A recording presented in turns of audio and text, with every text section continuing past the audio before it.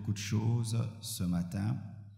Je vais faire l'effort aujourd'hui de terminer avec la guérison, les causes des blessures intérieures. Et à partir de la semaine prochaine, je vais m'entretenir avec vous sur les conséquences des blessures intérieures. Nous sommes debout pour lire la parole de Dieu. Nous sommes dans 1 Samuel 17, verset 8, et ensuite nous serons au verset 26. 1 Samuel 17, 8 et puis 26. 1 Samuel 17, verset 8. Le Philistin s'arrêta et s'adressant aux troupes d'Israël, il s'agit de Goliath, aux troupes d'Israël rangées en bataille, il leur cria: pourquoi sortez-vous? Sortez-vous pour vous ranger en bataille? Ne suis-je pas le Philistin? Et n'êtes-vous pas les esclaves de Saoul? Je suis le Philistin. Et n'êtes-vous pas les esclaves de Saoul? Choisissez un homme qui descende contre moi.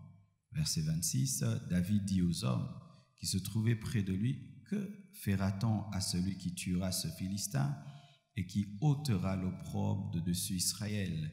Qui est donc ce Philistin? C'est un circoncis pour insulter l'armée du Dieu vivant. Asseyez-vous, s'il vous plaît. L'une des premières causes ce matin des blessures intérieures, sont les paroles décourageantes.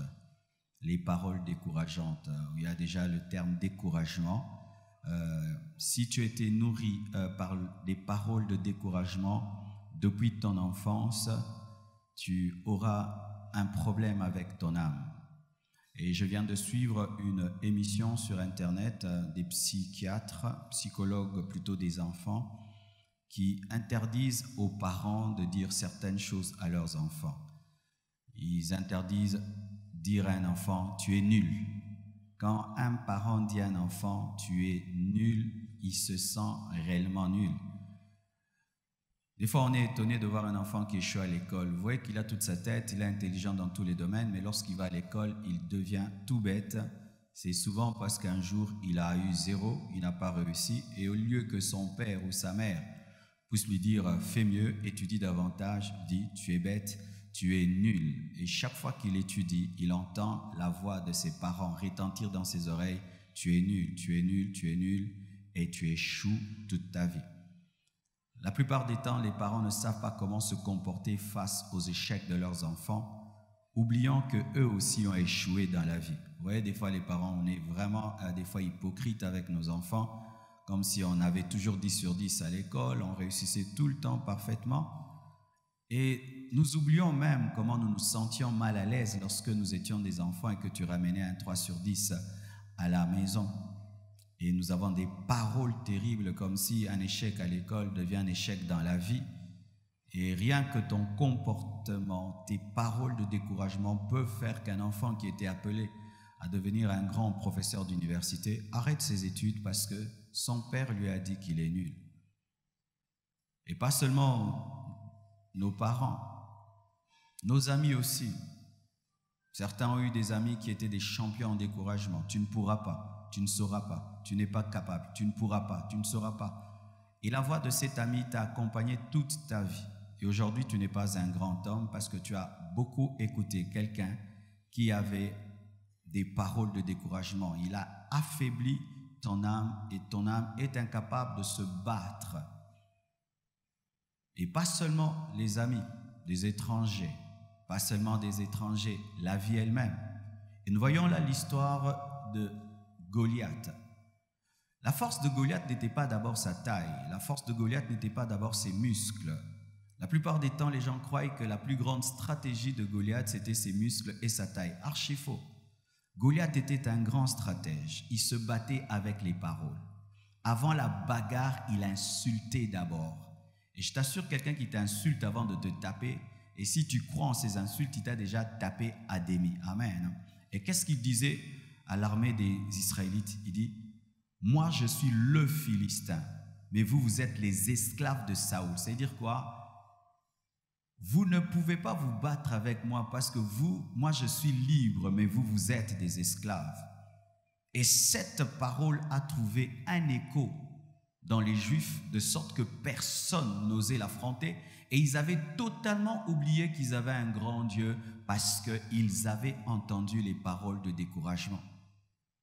Jusqu'à ce que quelqu'un arrive, David, qui n'avait pas entendu ces paroles de découragement, qui n'avait pas entendu qu'il était esclave de Saoul, lui il était berger derrière les brebis de son père, et il va dans le champ de guerre et il trouve quelqu'un en train d'insulter. Et il n'était pas affecté par cela parce que lui, il n'était pas dans ce champ de guerre en train d'entendre des paroles de découragement, et il était rempli de foi et il a dit: qu'est-ce qu'on donnera à celui qui tuera cet incirconcis? Frères, sœurs, voici une solution par rapport au découragement. Apprenez à écouter Dieu, n'écoutez pas les hommes. Amen. Hein? Si ta première source d'encouragement est l'homme, fais très attention. L'homme encourage des fois et il décourage des fois. Mais Dieu encourage toujours. C'est pourquoi, mes frères, si vous ne lisez pas suffisamment la Bible, si vous n'entendez pas suffisamment la parole de Dieu, ce sera très facile pour que l'ennemi puisse affecter vos âmes par le découragement.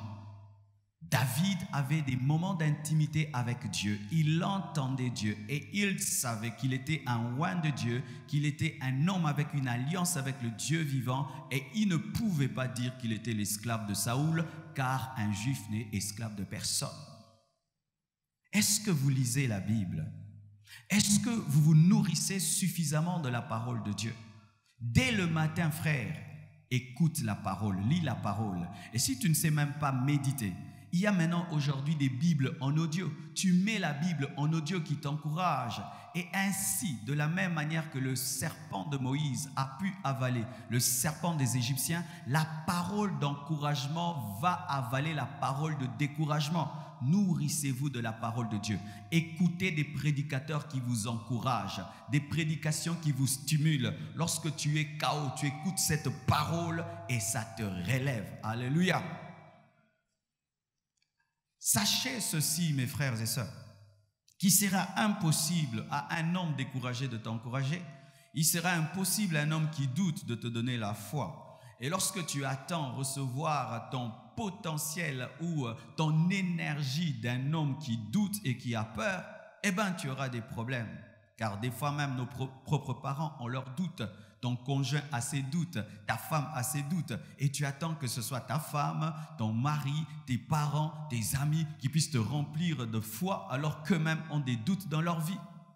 Nourrissez-vous de la parole de Dieu.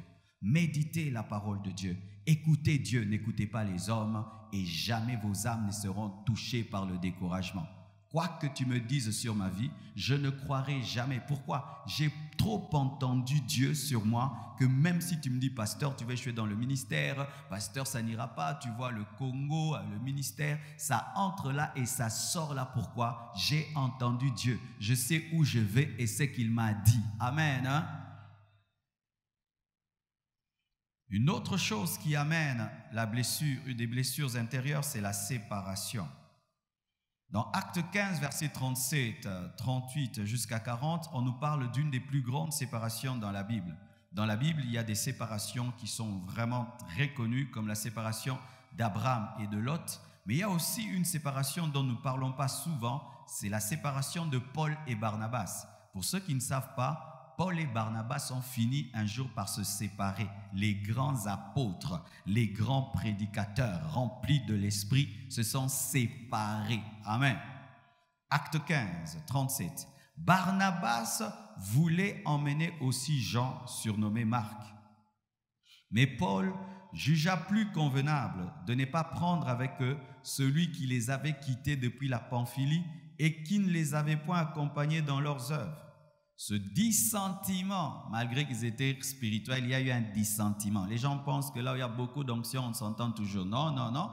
Là où il y a les hommes, il y a des fois des dissentiments. Il y a des gens qui cherchent des églises parfaites où on s'entend toujours. Archi faux. Dans l'église primitive, il y avait des miracles, des prodiges, des hommes aussi spirituels. Un jour, il y a eu dissentiment. Il y a eu un problème de direction, de vision. Ils n'étaient pas d'accord sur tout. C'est seulement là où il y a des hypocrites qu'on s'entend surtout. Amen. Hein? Mais là où les gens parlent franchement, des fois, il y a des dissentiments. Amen. Et sinon, tu iras d'église en église, tu changeras des églises. Ah, ici, Paul et Barnabas ont des problèmes. Ici, Paul et Barnabas ont des problèmes. Bien aimé, tout est écrit dans la Bible pour que nous ne soyons jamais choqués par les dissentiments. Ce dissentiment fut assez vif, donc c'était vraiment élevé pour être cause qu'ils se séparèrent l'un de l'autre, Barnabas et Paul. Et Barnabas, prenant Marc avec lui, s'embarqua pour l'île de Chypre. Paul fit le choix de Silas et partit, recommandé par les frères à la grâce du Seigneur. Alléluia. Je vais un peu expliquer pourquoi. Lorsque Paul voulait travailler avec Barnabas, ils avaient un frère, Marc, qui les aidait. C'était leur aide, leur soutien. Mais pendant un temps, Marc les avait abandonnés. Depuis la Pamphylie, il les avait abandonnés. Et lorsque le ministère a commencé à avoir de l'ampleur encore, Marc a voulu revenir. Alors Paul, qui était un homme dur, discipliné, a dit « Non, tu nous avais abandonné, Marc, tu ne peux pas venir, on ne continue pas avec toi. » Mais Barnabas, qui était rempli de compassion, qui avait un caractère plus ouvert que Paul, dit non, on le pardonne, on le prend quand même. Paul dit non, il nous a abandonnés, il n'est pas un vrai disciple, il n'a pas été loyal, moi je continue sans lui. Non, moi je garde Marc doit rester, on lui pardonne. Non, oui, on lui pardonne, mais on continue sans lui. On lui pardonne, on continue. Oh, ok, si tu veux prendre Marc, tu prends Marc. Moi, je prends Silas. C'est ce qui est arrivé. Et Paul et Barnabas se séparent. Barnabas prend Marc et Paul prend maintenant Silas et il va avec Silas. Mais pour montrer que Dieu était plus avec Paul qu'avec Barnabas, on ne parle plus de Barnabas, on continue avec Paul. C'était lui l'acteur des faits. Bien-aimés frères et sœurs, c'est sûr que ça créait des problèmes. Déjà, les gens qui étaient habitués à les voir ensemble étaient blessés. Déjà, je crois que des fois, Paul se souvenait de Barnabas si Barnabas était là. Je crois aussi que quand Barnabas est parti, oh, si Paul était là. Mais cela ne les a pas empêchés de poursuivre leur destinée. Alléluia. Sachez ceci en matière de séparation. Pas seulement dans le domaine de l'amour, pas seulement dans le domaine des fiançailles et du mariage, même dans le domaine des amitiés, dans le domaine même des déménagements. Tu peux aimer une église comme ça, un jour on va te muter au Bandundu, et puis tu dois changer d'église. Un jour tu peux quitter Limete, tu vas habiter très très loin là-bas en Passa, et tu ne sais plus arriver jusqu'ici, et tu dois trouver une autre église. Des fois même, certains enfants, ils doivent changer d'école. Des fois tu es muté, et tu changes d'environnement, et tes amis te manquent, ton environnement te manque. Mais que faire face à cela? Sachez ceci, que tout concourt au bien de ceux qui aiment Dieu. Même les séparations concourent au bien de ceux qui aiment Dieu. Il fallait que Paul et Barnabas se séparent pour que Silas puisse entrer aussi dans sa destinée. Alléluia. Il fallait qu'Abraham et Lot se séparent pour que Isaac puisse naître. Certaines séparations sont inévitables, comme la séparation des enfants. Ils s'aiment beaucoup, ils étudient ensemble, mais un jour, celui-ci va choisir l'université A, l'autre l'université B. Tu peux être tous les jours avec tes frères et sœurs, un jour tu te maries, vous vous séparez, vous pouvez être dans un même travail, et un jour quelqu'un trouve un meilleur travail, vous vous séparez. Tu peux être ici en train de servir Dieu, et un jour on dit Dieu veut que tu puisses servir là-bas, vous vous séparez. Mais comment comprendre tout cela? Toute chose concourt au bien de ceux qui aiment Dieu. Amen. Quand tu aimes Dieu, même les séparations qui arrivent dans ta vie travaillent pour toi. Écoutez aussi ceci. L'homme qui sait que Dieu est au contrôle, sait que Dieu contrôle aussi ses séparations. Amen. Dans ma vie, j'ai gagné des gens et j'ai perdu des gens. Dans ma vie, j'ai eu des gens et d'autres, je les ai perdus. Mais quand tu sais que tu marches avec Dieu et qu'il y a eu des séparations, ne te plains pas. Bénis le Seigneur, continue ta route dans la vie. Tu ne vas pas emporter tout ce que tu as eu comme relation depuis ton enfance jusqu'à ta vieillesse. C'est impossible. Amen. Et donc arrêtez de vous lamenter, d'avoir perdu ceci, d'avoir perdu cela. Tout le monde perd quelqu'un dans sa vie. Et si même tu fais tout pour ne perdre personne, la mort te prendra quelqu'un. Amen. Hein? La mort te prendra quelqu'un, même si tu refuses. En soi, l'homme est condamné à perdre. C'est comme un arbre condamné à perdre les feuilles pour gagner d'autres feuilles. C'est ainsi. Mais que les séparations ne viennent pas de ton mauvais caractère. Car si les séparations viennent de ton mauvais caractère, les personnes qui te quittent avec ta destinée aussi.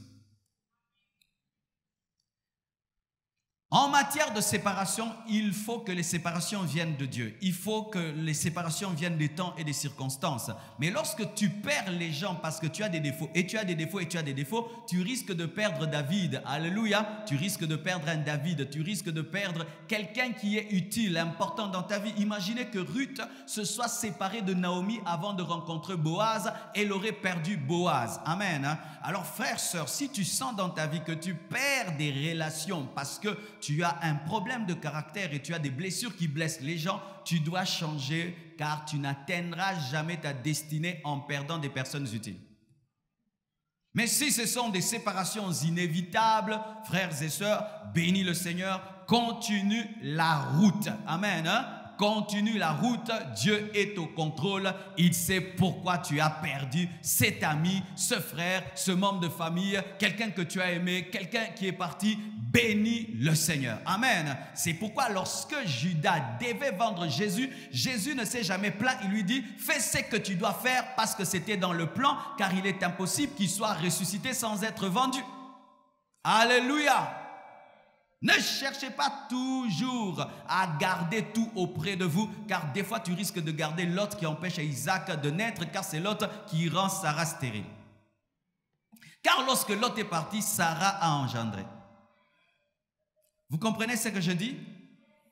Si tu ne veux pas être blessé par les séparations, sache que tout concourt au bien de ceux qui aiment Dieu, sache qu'il y a des séparations inévitables, sache que Dieu est au contrôle, mais sache aussi que si tu as perdu des relations importantes par ton mauvais caractère, si tu te répands, il est possible de récupérer ce que tu as perdu, car tout ce qui se perd peut être récupéré. N'est-ce pas qu'il t'est déjà arrivé de jeter à la poubelle quelque chose d'important, tu es allé vite à la poubelle et tu as récupéré? Qui a déjà fait ça?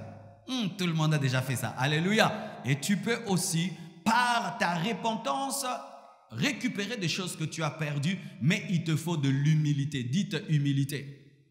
Oui, tu as jeté quelqu'un dans la poubelle alors qu'il était important dans ta vie. Tu as mis quelqu'un de côté alors qu'il était important dans ta vie. Et Dieu te révèle que sans cette personne, tu ne peux évoluer. Tu dois avoir l'humilité de faire demi-tour et d'aller présenter tes excuses pour ramener cette personne dans ta vie. Sinon, tu n'iras jamais loin. Amen. Hein?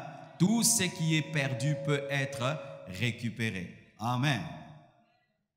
Une autre chose qui nous blesse, c'est, je peux avoir un bon son, c'est un environnement hostile. Dites environnement hostile. L'environnement hostile, c'est un environnement rempli d'ennemis. C'est lorsque tu vis parmi des ennemis devant, derrière, à gauche, à droite. Donc tu sens vraiment qu'on ne t'aime pas. Tu sens vraiment une pression permanente sur toi. Et je vous assure, mes frères et sœurs, des fois, il y a des gens qui sont blessés, ils ne savent pas pourquoi ils sont blessés. C'est seulement un environnement hostile. C'est pourquoi, mes frères et sœurs, veillons à ne pas créer des environnements hostiles dans la vie des gens. J'aimerais parler beaucoup aux parents aujourd'hui. Un enfant le matin, dès le matin déjà tu l'insultes, tu le tapes. Tout le temps, tu n'as pas fait. Toute la journée, tu es derrière l'enfant. Toute la journée, tout un mois, toute une semaine, une année, 2 ans, 3 ans, tu n'auras pas un enfant épanoui. Et tu penses que je le nourris, je lui donne tout ce dont il a besoin. Oui, mais c'est dans quel environnement? C'est dans quel environnement? Un environnement hostile. Lorsque tout le temps tu fais du mal à ta femme, le matin tu lui parles mal, à midi tu lui parles mal, la nuit tu lui parles mal, 1 mois, 2 mois, 3 mois, 4 mois, et tu es étonné que ta femme vieillisse très très vite, mais elle vit dans un environnement hostile. Son âme est triste et la tristesse de l'âme réjaillit toujours sur le soma, sur le corps. Amen. Un environnement hostile. C'est quand même, on voit des Congolais, tu vois un Congolais, il est ici, tu sens comme s'il est un peu vieux, mais tu lui demandes ton âge, il n'a que 25 ans, mais il semble avoir 40 ans. Le même Congolais, tu l'amènes aux États-Unis, en Europe, tu vois, il devient très rayonnant. Pourquoi? L'environnement n'est pas hostile. Amen. Bien, ça donne la joie. Amen. Je vous assure, mes frères, si vous ne savez pas, tous les jours de notre vie, nous sommes en train d'être blessés. Tu te réveilles le matin, tu vois un terrassé. Amen, ça blesse l'âme. Une mauvaise odeur blesse l'âme. Tu vois des maisons détruites, abîmées, une route bizarre, tout. Tu vois ça tous les jours, des odeurs, des routes bizarres. C'est pourquoi vous remarquez que les étrangers, quand ils viennent habiter dans notre pays, restent vers Gombe. Mais oui, pourquoi? Pour ne pas vexer leur âme. Frères et sœurs, tu passes là, tu vois une poubelle qui est grande comme ça blesse. Ça blesse l'âme. Surtout des gens comme nous, vraiment, qui aimons le beau. Vraiment, moi, ça me blesse. Tu as l'impression toi-même d'être une poubelle. Ah oui, ça blesse. C'est pourquoi, frères et sœurs, nous avons souvent des problèmes d'émotions, de révéler nos émotions. Vous voyez, en Europe, si ton voisin achète une voiture, tu vois, tous les voisins te disent félicitations, félicitations. Ici, si tu achètes une voiture, on est en Alaxani. Et nous avons des âmes blessées par l'environnement. Par l'environnement. Ah oui, par l'environnement. À force de voir tout le temps des mauvaises choses, on devient mauvais. À force de voir des choses mauvaises, on devient mauvais. C'est pourquoi, frère, faites l'effort dans vos maisons, arrangez vos maisons. Si tu ne peux pas arranger tout le Congo, arrange au moins ta maison. Amen. Hein? Crée un environnement qui te plaît. Amen. Hein? Il y a une bonne odeur, c'est propre, tout est à sa place. Amen. Hein? Au moins, tu peux rentrer, tu te réfugies dans ce cocon. Je vous dis la vérité. C'est pourquoi il y a des gens qui ne quittent pas leur maison. Pourquoi? Parce qu'il sait que s'il ouvre la porte, c'est qu'il va voir en face de lui les poubelles qu'il va trouver, les odeurs qu'il va trouver, des voisins bizarrement bizarres. Alléluia. C'est pourquoi même à l'église, quand vous venez, on met ça. Amen. Hein? Pourquoi? Quand tu vois même les fleurs, ça te fait du bien. Vous savez ça? Ça te fait du bien. Même, sans que même que tu saches, ça te fait du bien de voir le beau. Ça te fait du bien. Mais pourquoi les gens, des fois, ils vont seulement en tourisme pour regarder l'eau, regarder les océans, regarder le ciel? Frères et sœurs, prenez le temps de regarder des belles choses. Amen. Et tu vas te rendre compte qu'il y a très très longtemps que tu as regardé le ciel.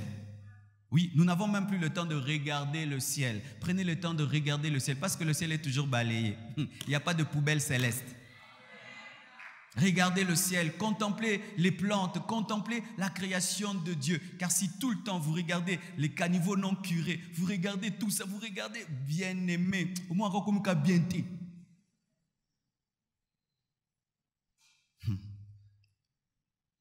Maman, mets tout le temps la saleté dans ta maison, tout le temps. Ton mari revient, il trouve les chaussettes partout, les poubelles partout, ça sent mauvais, le lit n'est pas fait, la chambre n'est pas faite, la maison sent mauvais, tout. Tu vas voir que l'homme qui revenait à 19h va commencer à revenir à 21h, 22h, et une fois qu'il entre, il mange, il dort. Mais commence seulement à ranger la maison, elle sent bon, elle est bien. Tu vas voir ton mari revenir à temps, sans qu'il sache pourquoi. L'âme aime les bonnes choses. Pourquoi? L'homme a été créé dans un paradis. Au commencement, nous avons été créés dans un paradis. Et la soif du paradis est en chacun de nous. En chacun de nous. Amen. Un environnement hostile, rempli d'ennemis, où tu sens autour de toi, tu travailles quelque part, tu sens la jalousie. Tout le monde est jaloux de toi. Tu sens même qu'on veut te tuer, on veut t'empoisonner. Tu sens les gens t'accusent des choses que tu n'as pas fait, on dit des choses sur toi. Tu sens une pression autour de toi. Comment faire pour que ton âme ne soit pas blessée? Sache ceci, mon frère, ma sœur, qu'il n'y a point de résurrection sans crucifixion et il n'y a pas de Canaan sans désert. Alléluia. Il est important que tu puisses vivre dans un environnement hostile afin qu'il puisse révéler le géant qui est en toi, le guerrier qui est en toi. Amen. Et sache que ton ami Dieu, Jésus-Christ, est plus grand que tous tes ennemis. Que tous tes ennemis, il contrôle même tes ennemis. Il contrôle même tes jaloux. Il contrôle même ceux qui veulent t'empoisonner. Il contrôle même ceux qui font des cabales contre toi. Il connaît le complot qu'on fait contre toi au travail et partout où tu es. Il contrôle cela. Amen. Sinon, tu vas perdre ta joie, tu vas perdre ta paix à cause de l'hostilité de ton environnement. David le dit dans le psaume 69, verset 17 jusqu'au verset 21, il dit: et ne cache pas ta face à ton serviteur, puisque je suis dans la détresse. Hâte-toi de m'exaucer. Approche-toi de mon âme, délivre-la, sauve-moi à cause de mes ennemis. Quand tu tu traverses un moment où il y a de l'hostilité autour de toi, prie beaucoup. Amen. Hein? Priez beaucoup. Quand tu sens que tu as beaucoup d'ennemis, prie beaucoup. Fais de la prière ta nourriture de tous les jours, afin qu'elle te rapproche de ton plus grand ami, afin que ton plus grand ami défende ta cause. Et chaque fois que tu ressentiras la pression des ennemis, va rechercher la présence de Dieu qui anéantit la pression de tes ennemis. Soyez des hommes de prière. Quand tu es au travail, avant de commencer à travailler, prie. Alléluia. Tu finis, prie. Tu sens qu'ils font des choses, prie. Ils vont t'accuser auprès du patron, prie. Alléluia. Et sache ceci, que tu n'es pas venu sur la terre pour avoir les hommes d'abord comme amis, mais pour avoir l'amitié de Dieu. Et si tu n'as que des ennemis, pas parce que tu ne veux pas, parce que tu veux, parce que seulement tu réussis, parce que Dieu te bénit, frères et sœurs, tu n'as pas quémandé l'amitié. Dis à ton voisin, tu n'as pas quémandé l'amitié de tes ennemis. Tu travailles bien et les gens sont jaloux de toi. Ne cours pas derrière, aimez-moi, aimez-moi, frères et sœurs. Jésus n'a jamais forcé Judas à l'aimer. Il a dit, fais ce que tu dois faire. Amen. Pourquoi? L'amour est comme une feuille sauvage qui pousse d'elle-même. L'amour forcé n'est pas l'amour. Alléluia. Ne quémande pas. On ne m'aime pas, on ne m'aime pas. Tu n'es pas venu sur la terre pour qu'on t'aime. Tu es venu sur la terre pour servir Dieu. Amen. Car il y a eu des prophètes, des grands prophètes comme Michée qui n'étaient pas aimés, mais il était un vrai prophète de Dieu. Vous savez, aujourd'hui avec Facebook, nous aimons beaucoup les j'aime. Amen. Hein? Les j'aime. Nous vivons en fonction des j'aime. 10 j'aime, 20 j'aime. Tu écris quelque chose sur Internet, il y a 2 j'aime, tu es blessé. L'autre écrit 10 000 j'aime, ah, tu es jaloux. Bien aimé, Facebook n'est pas le principe de Dieu. Des fois dans la vie, il ne faut pas avoir de j'aime. Amen. Hein? Surtout si Dieu t'envoie dans un milieu hostile pour prêcher sa parole. Tu dois prêcher à des occultistes, à des musulmans. Comment vas-tu t'attendre à ce qu'on t'acclame? Bénis Dieu pour l'environnement hostile. Bénis Dieu pour la croix, car la croix précède la résurrection. Celui qui n'a pas connu le désert ne peut connaître Canaan. Celui qui n'a pas goûté à la manne ne peut goûter au lait et au miel. C'est que tu endures te prépare à durer dans la gloire et dans l'élévation. Un homme qui considère l'hostilité de son environnement comme une école n'est pas blessé. Pourquoi? Il sait que c'est ce qui doit arriver. Bien-aimés frères et sœurs, je suivis le ministère d'un homme de Dieu. Il a été calomnié terriblement par presque tous les serviteurs de Dieu de sa nation, traité de magicien, traité d'occultiste. Et dans son culte, un homme, un pasteur est venu confesser. J'ai été appelé antichrist, j'ai été appelé ceci, j'ai dit aux gens que tu as l'esprit des eaux et tout. Et j'ai voulu voir comment cet homme allait se comporter. Il a dit, je bénis Dieu pour cela. Parce que si mon peuple avait cru à mon ministère, ça allait bloquer mon ministère. Il ne fallait pas qu'ils aiment mon ministère pour que le monde puisse aimer mon ministère. Et il parle à tous les étrangers qui sont dans la salle. Il dit, il fallait que mon peuple me combatte pour que vous ayez la place dans l'église. Car si mon peuple avait cru en moi, vous n'aurez pas de la place. Dieu est au contrôle de cela. Je bénis Dieu. En soi, il appelle l'hostilité de son environnement une direction divine par rapport à son ministère. Car si Dieu t'appelle à le servir à Brazzaville, et on t'aime beaucoup à Kinshasa, on t'a bloqué, il faut qu'on te haïsse à Kinshasa pour que tu ailles à Brazzaville. Il fallait que les Juifs puissent s'opposer à Jésus pour qu'ils viennent vers nous. Est-ce que vous comprenez cela? Alléluia! Bénissez Dieu pour l'environnement hostile. L'environnement hostile fera de toi un homme prudent. Si tu sais que tout le temps on veut t'empoisonner, tu vas développer des mécanismes et tu auras la maîtrise de ton ventre, n'est-ce pas? Alléluia! Ça t'a aidé dans la vie à faire les régimes. Un homme qui sait qu'on veut le tuer, bien aimé, il développe la prudence. Voyez le serpent, comment il est prudent. Parce qu'il sait que si on le voit, on le tue. Si tu vois le gecko, tu le laisses. Mais le serpent, tu le tues. Et tu vois la prudence du serpent. Qui voit le serpent ici? Il y a des serpents, mais qui les voit? Ils ont appris à être discrets. Avoir des ennemis t'apprendra à parler. Amen. Parce que quand tu sais que tu n'as pas d'ennemis, tu dis tout. Mais quand tu sais qu'il y a l'hostilité, tu veilles sur tes paroles. C'est pourquoi Jésus prêchait en parabole. Pourquoi? L'environnement était hostile. Et voyez les belles paraboles que Jésus-Christ a fait sortir. Pourquoi? À cause des pharisiens. Il faut qu'il y ait des pharisiens pour qu'il y ait des paraboles. Alléluia. Sans les pharisiens, il n'y a pas de paraboles. Sans les pharisiens, il n'y a pas la haute sagesse. Regardez tous ces gens qui ont vécu dans un milieu hostile. Ils ont une sagesse très élevée. Ils ont une intelligence très élevée. Pourquoi? Ils n'ont pas vécu dans la facilité. Ce qui te fait mal, c'est ce qui te forme. Ce qui te fait mal, c'est ce qui te forme. Ainsi, frère, ce que tu appelais couteau qui te tue, c'est le couteau qui te prépare. Parce que quand tu vois le couteau en train de couper une nourriture, tu as pitié de la nourriture. Mais la nourriture dit, coupe-moi encore pour qu'on puisse me manger. Vous comprenez ce que je dis? Quand tu vois un couteau couper le poulet, tu as pitié du poulet. Mais le poulet, il est fait pour être mangé. Il est heureux parce qu'il vit sa destinée par le couteau.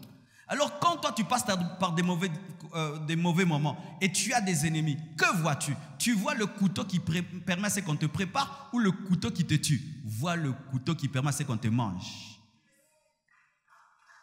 Je rends grâce à Dieu pour tous mes combats. Je rends grâce à Dieu pour tout. Et je vous assure, lorsque tu embrasses le couteau n'est plus un couteau, ça devient une aide. Jésus a embrassé la croix et la croix fait de lui le roi des rois, le Seigneur des seigneurs. Alléluia. Frères et sœurs, si tu continues tout le temps à te prendre, on ne m'aime pas, on ne m'aime pas, on ne m'aime pas. Ce n'est pas parce que tu te plains de ne pas être aimé que tu serais aimé. D'ailleurs, on va t'haïr davantage parce que l'homme aime celui qui pleure. Dans ce travail, on ne m'aime pas. Dans cette église, on ne m'aime pas. Dans ce département, on est contre moi. Ce sont les bébés qui pleurnichent. Quand on grandit, on rend grâce. Alléluia. On rend grâce à Dieu. Frères et sœurs, s'il y a un homme ici, il a 20 ennemis. Celui-là a beaucoup d'amis. Qui est le plus grand? C'est celui qui a beaucoup d'ennemis. Alléluia. Parce que les gens ne peuvent pas se coaliser contre toi pour rien. Tu dois avoir quelque chose. Alléluia. C'est-à-dire que tu as quelque chose. Si tout le monde parle du mal de quelqu'un, donc il a quelque chose, bien-aimé. À moins que tu aies des défauts. Je ne parle pas des défauts. Quand tu as des ennemis pour tes défauts, change. Mais quand tu ne fais rien, c'est ta destinée qui est grande. Bénis le Seigneur. Ça prouve ta grandeur. On reconnaît la rose par ses épines. Il n'y a point de rose sans épines. Et il n'y a pas de grandeur sans environnement hostile. Ça n'existe pas. Si tu veux la grandeur sans hostilité, demande autre chose. L'insoumission aussi blesse. La Bible dit dans 1 Pierre 3, versets 1 à 2, « Femmes, soyez soumises à vos maris, afin que si quelques-uns n'obéissent point à la parole, ils soient gagnés sans parole par la conduite de leurs femmes, en voyant votre manière de vivre chaste et réservée. » J'aimerais parler aux femmes qui sont en ce lieu. Il y a une grande source de blessures intérieures chez les hommes, qui est l'insoumission. J'ai déjà parlé de l'adultère des hommes, je crois pendant la semaine passée ou les semaines précédentes, mais j'aimerais vous dire, chères femmes, que parmi les choses qui causent des graves dommages dans les cœurs d'un homme, c'est l'insoumission d'une femme. Quand une femme se permet de manquer du respect à son mari, sans le dire, elle dit, tu n'es pas un homme. Tu n'es pas digne de ma soumission parce que tu n'es pas mon chef. Et surtout quand tu commences à le faire publiquement, tout le monde sent que sa femme lui manque du respect. Tout le monde sait, cet homme, sa femme ne se soumet pas. C'est très rare de voir un homme qui a une femme insoumise faire des grandes choses dans la vie. La même qui prie, Seigneur, bénis mon mari, c'est toi-même qui crèves le pneu.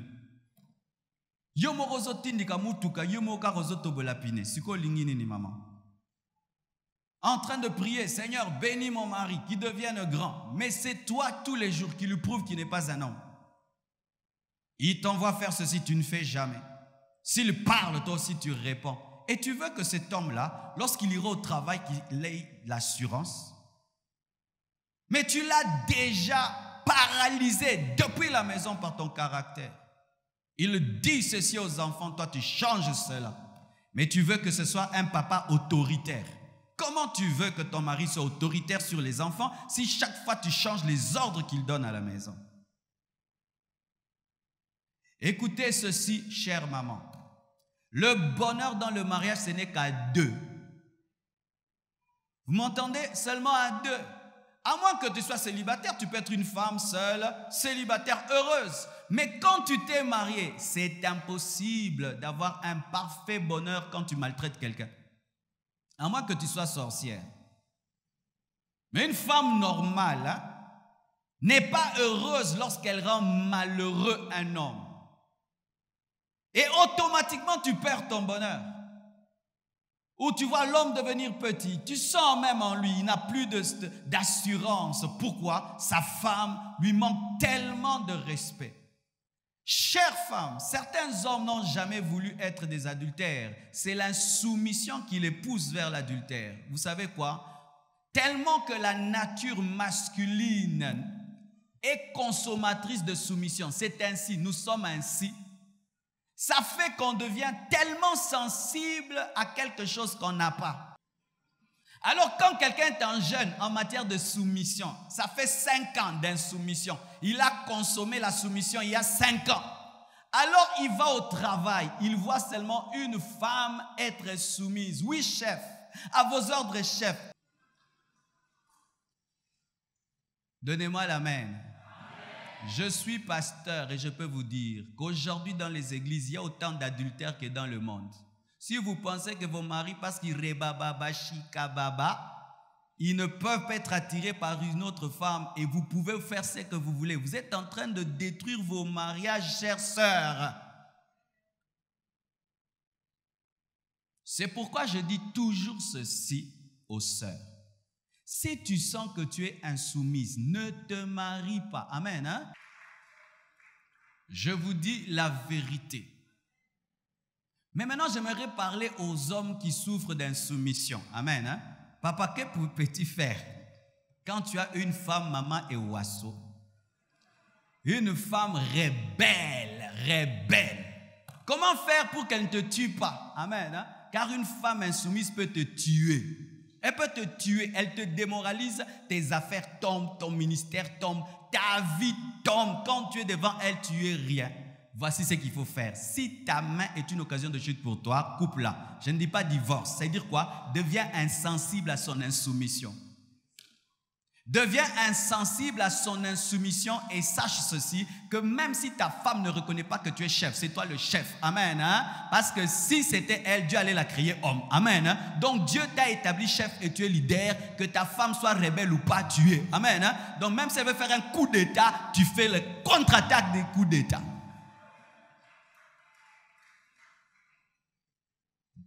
Demeure un homme autoritaire même si ta femme est insoumise. Un jour, Dieu la touchera, elle reconnaîtra l'autorité. Maintenant, si tu cesses d'être un homme autoritaire parce que ta femme est insoumise, les jours qu'elle sera insoumise, tu n'as plus d'autorité. Demeure un papa autoritaire même si ta femme est insoumise. Ce n'est pas parce que ta femme te manque du respect que maintenant tu dois être un doudou auprès de tes enfants. Amen. Hein? Et demeure un leader autoritaire partout où tu vas. Que ça devienne ce qu'on appelle les chardes dans ta chair. Les chardes dans ta chair. Les chardes dans la chair de Paul ne l'a jamais empêché d'exercer son ministère. Et les charges d'une femme insoumise ne doivent pas faire de toi un mari efféminé. C'est le seul moyen, cher papa. Si vous avez des femmes insoumises à la maison, sachez que Dieu vous a établi père, il vous a établi leader, il vous a établi chef, et ne laissez pas cette place à une femme rebelle. Akab a laissé Jézabel diriger sa vie et Akab est mort avec Jézabel. Amen. Hein? Chaque fois que tu es un homme et tu laisses ta femme diriger ta vie et diriger les choses, tu mourras avec elle. Elle sera frappée de rébellion, toi tu seras frappé des féminités. Allez lire l'histoire d'Akab et de Jézabel. Vous allez voir que Dieu frappe et Akab et Jézabel. Jézabel a pris la place du mari, Dieu l'a tué, et Akab a pris la place de la femme, Dieu l'a tué. Les deux n'étaient pas à leur place. Amen. Hein? Et si tu n'es pas capable de cela, va te faire entraîner par un frère Moulouba qui est dans la salle, il va t'imposer la main, ça va te donner.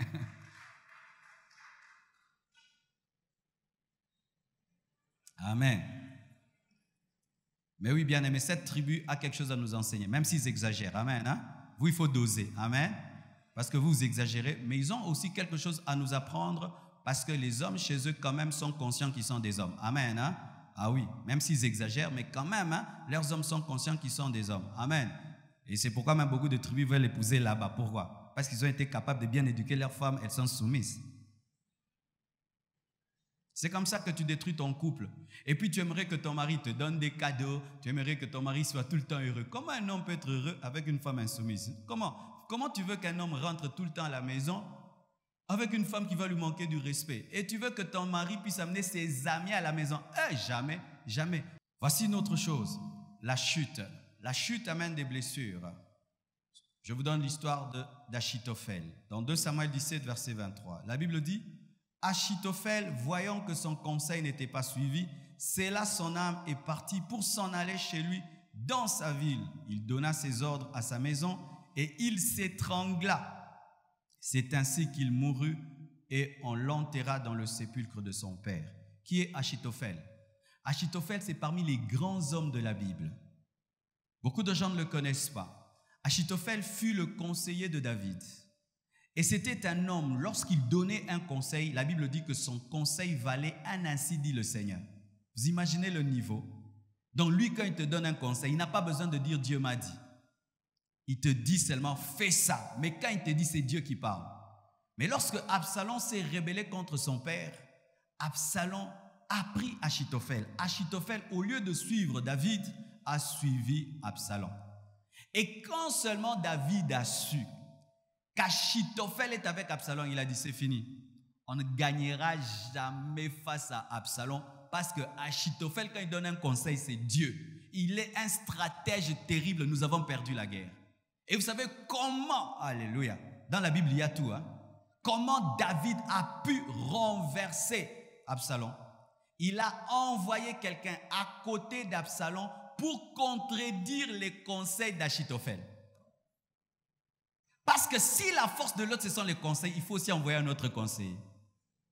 Alors, chaque fois qu'Achitophel donnait un conseil, il y a quelqu'un qui contredisait. Et Absalom, au lieu d'écouter le conseil d'Achitophel d'attaquer David et de le tuer, a retardé. Quand seulement Absalom a refusé d'appliquer le conseil d'Achitophel, Achitophel s'est senti diminué parce que c'était le grand conseiller. Diminué devant un jeune garçon. Il a scellé son âne, il est allé, il s'est tué. Il n'a pas supporté cette chute. C'était le grand conseiller du roi. Le grand conseiller, maintenant, il n'est rien. Frère, sœur, tu as connu une chute dans ta vie. Une chute financière, une chute sociale, une chute spirituelle. Comment as-tu digéré cela? T'es-tu suicidé? Car il y a plusieurs manières de se suicider. Tu n'oses plus croire que tu vas remonter. Tu n'oses plus croire que tu redeviendras riche. Tu n'oses plus croire que tu deviendras grand. Tu n'oses plus croire que tu remonteras les échelles. Tu n'oses plus croire. Achitophel s'était tué parce qu'il ne croyait plus qu'il redeviendra le grand conseiller. Pourquoi? Il sentait que Dieu l'avait quitté. Sachez ceci, vous qui avez connu une chute financière, une chute sociale. Vous étiez riche, vous êtes devenu pauvre. Vous étiez grand, maintenant vous êtes petit. Vous étiez des hommes élevés dans la société, maintenant vous êtes au bas. Comment vous pouvez faire pour guérir cette blessure? Sachez ceci, que tout ce qui descend peut remonter. Quand tu descends avec l'ascenseur n'habite pas le rez-de-chaussée, il finit encore par remonter. Tout ce qui descend peut monter et tu peux remonter. Tu peux remonter. Est-ce que tu crois que tu peux remonter? Alléluia, tu peux remonter. Frères et sœurs, dans ma vie, j'ai connu la richesse, la pauvreté et la richesse. Frères et sœurs, j'ai grandi dans le luxe et le luxe. Après, mon père a perdu son travail. On a changé de quartier. J'ai changé d'école. Encore, il a perdu le nouveau travail. Et puis le pillage. La seule chose que mes parents avaient pu conserver, c'était l'école. L'école seulement. Ils se sont battus pour qu'on ne change pas d'école. Mais tout le reste avait changé. Vous allez à pied. Vous ne mangez plus bien. Vous ne vous habillez plus bien. Un mauvais quartier. Tout change autour de toi. Mais je n'ai jamais perdu l'espoir que je remonterai et que je dépasserai même ce que mon père a fait pour moi dans l'enfance. Et aujourd'hui, j'ai dépassé ce qu'il a fait pour moi dans l'enfance. Ne perds jamais espoir de remonter. Je dis ne perds jamais espoir de remonter. Ne perds jamais espoir de remonter. Tout ce qui descend peut remonter. Alléluia. Tout ce qui descend peut remonter. Si tu as perdu un travail, tu peux le retrouver. Et un plus grand travail, tu peux remonter et retrouver la grâce de ton chef. Tout ce qui descend peut remonter. Et tout ce qui était détruit peut être restauré. Tout ce qui était perdu peut être récupéré. Tout cela peut être récupéré. Amen. Cela te guérira de la chute. Et tu ne vas plus vivre ta chute comme une défaite, mais comme une attente. Lorsque l'ascenseur est au bas de l'escalier, l'ascenseur attend quoi? Remonter encore. Quand tu vois un ascenseur qui attend là, il attend quoi? Que tu appuies premier étage, deuxième étage. Toi aussi tu attends. Est-ce que tu attends vraiment? Si tu as cessé d'attendre, ta chute va faire de toi un aigri qui ne parle toujours qu'avec un rétroviseur. Le rétroviseur nous montre que ce qui est passé, j'étais, j'ai fui. Arrête cela de parler que dans le passé. Dis maintenant, j'attends. Alléluia. J'aimerais terminer. Je crois que je n'ai pas pu finir ce que j'ai prévu aujourd'hui. Eh bien, Dieu seul sait pourquoi. Je termine avec le viol. Je vous ai déjà parlé de l'histoire de Tamar dans 2 Samuel 13, versets 11 à 19. Tamar a été violée par son frère. Tamar a été violée dans la maison de son père par son demi-frère. Imaginez ce grand scandale. Et elle n'était pas seulement violée, elle a perdu sa virginité. C'est pire encore, car il y a des viols qui te trouvent déjà ayant connu un homme, mais cette fille perd sa virginité par le viol et par son frère et dans la maison de son père. Une fois, j'ai suivi à la télévision une femme qui était violée par des militaires et ce militaire l'a engrossée. Vous imaginez? Maintenant, elle a cru en Jésus-Christ. Elle a la grossesse. Dieu lui dit de garder l'enfant. Et quand elle enfante l'enfant, l'enfant ressemble au militaire. Chaque fois qu'elle allaite son enfant, elle a l'impression d'allaiter la personne qui l'a violée. Beaucoup de femmes qui sont violées à cause de la blessure tombent dans l'induction. Il y a une différence entre l'induction et la déduction. La déduction t'amène à partir d'un grand nombre de conclure. Tu rencontres 1000 hommes qui sont méchants et tu conclus que les hommes sont méchants. Ça, c'est la déduction. Et la déduction, elle est quand même bonne. Mais l'induction, c'est quoi? C'est un homme qui te blesse, mais tu dis que 1000 hommes sont mauvais. L'induction est très mauvaise. Et la plupart des temps, les femmes qui ont été violées, souvent, elles finissent par dire que tous les hommes sont mauvais. Et la plupart des temps, les femmes sont violées dans leur enfance. C'est pourquoi on ne le sait pas souvent. Chers parents, vous pouvez avoir des filles et des enfants violés dans vos maisons sans jamais le savoir. Parce que souvent, la femme violée a peur du violeur. Elle peut avoir 12 ans, 13 ans. Elle connaît quelque chose, elle ne le dira jamais. Parce que c'est déjà quelque chose qui la traumatise. Et comment elle va en parler? C'est pourquoi, chers parents, arrêtez, je crois que c'est un culte de famille, arrêtez d'être trop autoritaire avec vos enfants. Amen. Moi, quand j'entre dans la maison, tout le monde se tait. Ta fille va se taire le jour où elle devait parler que Absalom, Amnon l'a violée. Toi, tu ne causes jamais avec les enfants. Vous ne parlez plus avec les enfants.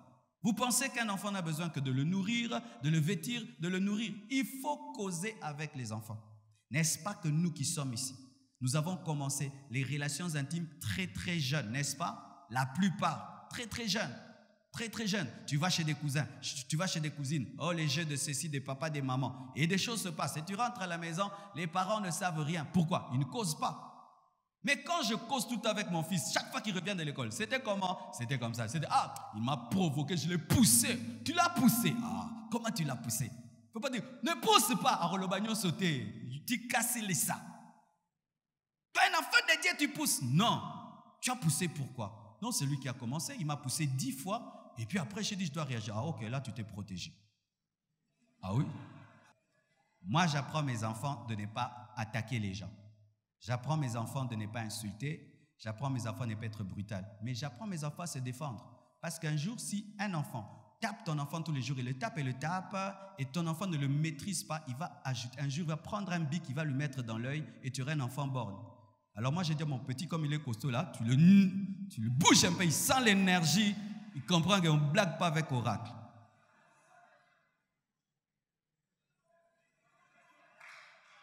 Ça, c'est ma conviction. Hein? C'est ma conviction. Mes enfants n'attaquent pas, mais je les ai appris à se défendre, à barrer et à bouger quelqu'un, à te maîtriser. Comme ça, tu arrêtes. Si je lui ai dit, si tu vois quelqu'un taper ta soeur, tu interviens. Hey, tu le bouges. Ah, c'est pas parce que tu es chrétien. Ah, j'ai sens l'hypocrisie ici. Donnez-moi la main, je vais parler.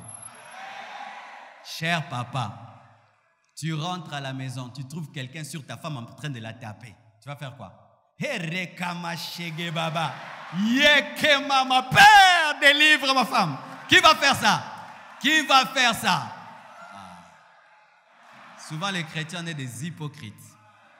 Oh, les anges te protègent. Tu deviens président, tu as des gardes du corps. Ah non, il fallait que les anges te protègent. Ne soyez pas déséquilibrés. Alléluia. Causez avec vos enfants. Une blessure intérieure provoquée par le viol, traitée très tôt, guérit très tôt.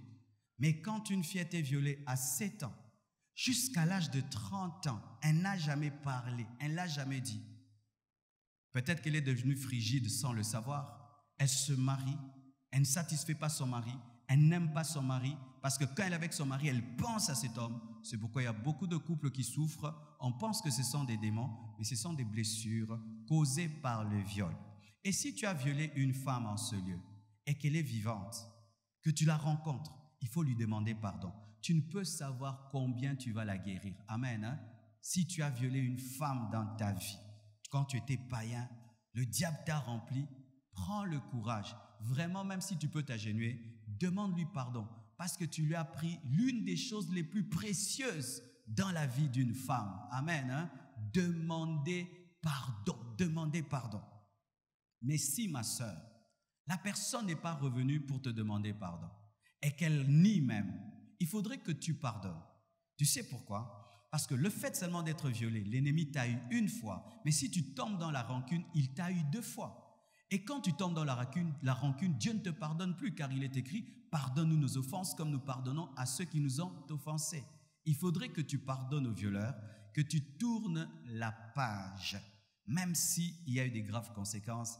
Parce que vraiment, il y a des femmes, il faut vraiment qu'un miracle ait lieu, car certains viols ont rendu certaines femmes stériles. Si cela a eu lieu pendant l'enfance, elle est totalement détruite, elle ne peut pas avoir d'enfant. Et une femme pareille, chaque fois qu'elle n'a pas d'enfant, elle pense au violeur. Il faut un miracle de Dieu. Car si tu n'arrives pas à t'en guérir, jamais Dieu ne va t'exaucer, jamais Dieu va t'attendre. Autant tu pries que Dieu te pardonne tout, tu dois également tout pardonner. Et un conseil aux parents, chers parents, veillez à vos jeunes filles. Amen. Hein? Aujourd'hui, les parents, vous allez au travail, vous laissez votre jeune fille avec un travailleur. Vous laissez vos petits-enfants aller à l'école rien qu'avec le chauffeur. Et ta jeune fille est en train de s'embellir. Il y a des hommes qui sont démoniaques, qui peut même une fille de 12 ans, pour lui c'est déjà une femme. Beaucoup d'enfants ont été violés, c'était la faute de leurs parents. En voyant tout le temps l'enfant, une jeune fille, va chez tes cousins, va chez tes cousines. Là-bas, il y a combien? Il y a 7 garçons, des païens, des gens qui prennent le champ, qui ne connaissent pas Dieu. Va chez tes cousins, va chez tes oncles, et des gens qui débarquent chez vous à la maison comme ça. Et vous ne surveillez jamais. Des parents qui dorment et qui n'entendent rien du tout. Dieu nous jugera, chers parents, au dernier jour. Les enfants, ce ne sont pas des petits chiots, des petits poussins qu'on enfante et puis qu'on laisse se débrouiller. Non, vous devez veiller même sur ce qui est autour. Et vous devez apprendre à prier même pour vos enfants et même pour vos travailleurs. Amen. Hein? Où tu sens ce travers-là, la manière dont il joue avec mon enfant n'est pas bien. Une fois, nos enfants avaient des cours à la maison. Leur professeur d'anglais, un jour, a touché d'une certaine manière l'une de mes filles. Elle est venue dire, ah non, il me touche pas bien. Comment il te touche? Quand il me donne cours, il m'a touché comme ça. Allons moi. Mais toi, tu ne causes jamais avec tes enfants. Tu rentres, tu dors, tu te réveilles, jamais. Il y a des choses qui se passent. S'il y avait des choses qui se passaient en toi quand tu étais enfant, il y a des choses qui se passent dans vos enfants. Ton enfant est tenté par la sexualité, tu ne sais même pas. Tu ne sais pas, tu ne sais pas. Dis à ton voisin, ton enfant est un humain. Prends soin de ta fille. Alors vous qui avez des filles, aujourd'hui je vous demande de faire quelque chose. Cher papa, chère maman, prends ta fille là, va avec elle quelque part, cause. Des fois, faites des sorties entre papa et les enfants. C'est un culte de famille, on dirait. Hein? Ne sortez pas qu'avec vos femmes. Ne sortez pas seulement avec vos conjoints. Des fois, un père prend son fils. Tu sors avec lui. Moi, j'appelle ça sortir entre garçons. Là, on parle entre hommes. Des fois, tu prends ta fille, maman. Tu sors avec ta fille. Ou toi, papa, tu prends ta fille. Vous deux en voiture. Tu la fais sortir. Elle te dira, elle parlera. Tellement qu'elle sera heureuse. Elle te dira tout. Que Dieu vous bénisse abondamment.